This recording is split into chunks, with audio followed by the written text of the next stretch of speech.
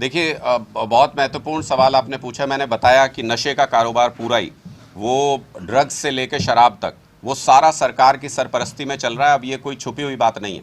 अभी पिछले दिनों रिपोर्ट आई जब ये जहरीली शराब पी के लोगों की मौत हो गई यमुनानगर में, उससे पहले पानीपत में, उससे पहले सोनीपत में कई घटनाएं हो चुकी हैं हरियाणा के अंदर, लेकिन कभी जांच नहीं हुई इस मामले की।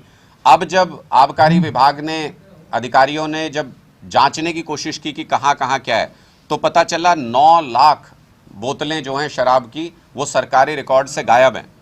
वो सरकारी रिकॉर्ड से गायब हैं। उनका इस्तेमाल क्या उन बोतलों में नकली शराब भर के बेचने के लिए किया जा रहा है, क्या उसमें मिलावट हो रही है, क्या उसकी तस्करी हो रही है, इसके बारे में सरकार के पास कोई जानकारी नहीं है। ये अपने आप में बताता, और कोई डिस्ट्रिक्ट ऐसा नहीं है। सिरसा तो उसमें सबसे ज़्यादा मुझे पता लगा कि 22,000 के आसपास जो पेटियां हैं वो उसमें सिरसा जिले की हैं। और ऐसी स्थिति नज़र आती है कि बिल्कुल कानून का राज खत्म हो गया हो और गुंडे, मवाली, तस्कर, नशाखोर ये अपनी मनमर्जी कर रहे हो, ऐसी स्थिति राज्य में नज़र आ रही है। कानून व्यवस्था की स्थिति के साथ साथ आबकारी विभाग पूरी तरह से फेल हुआ है। अगर शराब घोटाले की कहीं जांच करनी है ईडी और सीबीआई को, तो हरियाणा से बेहतर जगह नहीं हो सकती। इसलिए हम आमंत्रित करते हैं उन एजेंसियों को जो इधर उधर अपना समय खराब कर रहे हैं, जहां सैकड़ों छापे मारने के बाद भी उनको 100 रुपये काला धन भी बरामद नहीं हुआ।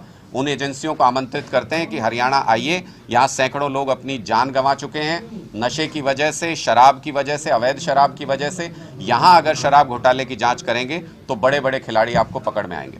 देखिए, निश्चित तौर पे इन मुद्दों को लेकर के हम कंक्लूजन तक लेकर के जाएंगे, लेकिन आज के दिन में जो स्थिति है, आप खुद सोच के देखिए कि जो गृह मंत्री हैं हरियाणा के, वो मैं सुन रहा हूँ उनका बयान कि क्या उनकी नीयत है भ्रष्टाचारियों के प्रति या क्या उनकी नीयत है आरोपियों के प्रति, उसका अंदाज़ा आप इसी से लगा सकते हैं कि वो पिछले 1 साल से मीडिया में ये बता रहे हैं कि भूपेंद्र हुड्डा जी के लिए जेल में कमरा तैयार है, भूपेंद्र हुड्डा जी के लिए जेल में कमरा तैयार है।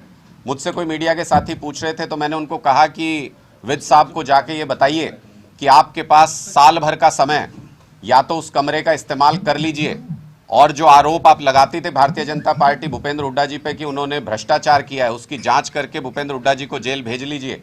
या फिर साल भर के बाद ऐसा ना हो कि उस आम आदमी पार्टी की सरकार आ जाए और उस कमरे का इस्तेमाल भूपेंद्र हुड्डा जी और अनिल विज जी की बातचीत उसी कमरे में गुफ्तगू हो, इन दोनों के लिए हमको करना पड़े। ऐसा समय ना आए, इसलिए अपने कार्य को पूरा कीजिए। साल भर आपके पास है। भ्रष्टाचारियों को, जिन्होंने गलत काम किया है, जो नशे के तस्कर हैं, उनको जेलों में डालिए। देखिए, वो एक बहुत कमज़ोर कानून बनाया गया था और जानबूझ के ऐसा किया जाता है। भारतीय जनता पार्टी और जेजेपी हरियाणा के युवाओं के साथ धोखा कर रही है और प्लान्ड तरीके से कर रहे हैं। भारतीय जनता पार्टी ने करीब 30 से ज़्यादा परीक्षाएं ली और कहा कि युवाओं को नौकरी देंगे, लेकिन हर परीक्षा का अंत वही हुआ कि वो उस परीक्षा को लीक करवा देते हैं एक सरकारी सरपरस्ती में, और उसके बाद उस परीक्षा को रद्द कर दिया जाता है। 30 से ज़्यादा परीक्षाएं रद्द हुई। यानी सरकारी नौकरी देने में भारतीय जनता पार्टी और जेजेपी की सरकार पूरी तरह से फेल हो गई। प्राइवेट रोजगार में जेजेपी ने यह कहा था कि हम आएंगे तो ऐसा कानून लाएंगे। 2 साल हो गए उस कानून को बने हुए। ये तो अब कोर्ट ने उसको कानूनी रूप से कमज़ोर पाया और उसको ख़त्म कर दिया कानून को, और सरकार ने कोई पैरवी भी नहीं की कोर्ट के अंदर, मजबूत पैरवी नहीं की, क्योंकि ये तो जाल था युवाओं को उसमें उलझा के रखना और चुनाव से पहले उसको गिरा देना। आप कह रहे हैं सुप्रीम कोर्ट में चैलेंज देंगे।